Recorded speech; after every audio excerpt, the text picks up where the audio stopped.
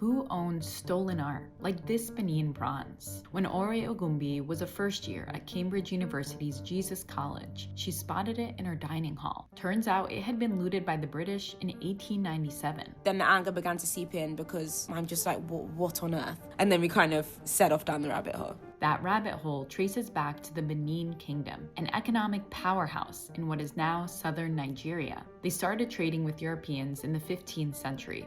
Resources like palm oil and ivory. They also sold enslaved people in the transatlantic slave trade. By the late 1800s, economic tensions brought England and the Benin Kingdom to the precipice of war. British bureaucrat James Phillips traveled to Benin City to meet with the Oba, or king, ignoring warnings not to come.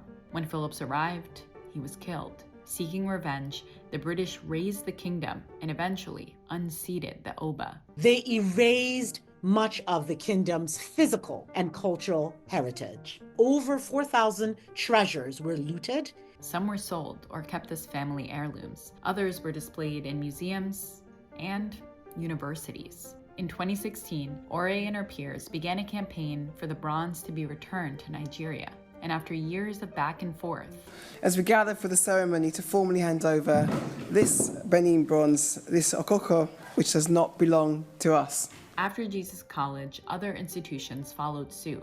But who these stolen artworks should be returned to is a complicated question. Some argue that they belong to the descendants of the people the Benin Kingdom sold into slavery. Others argue that treasures stolen from Africa should stay in Africa and belong to the government. What do you think?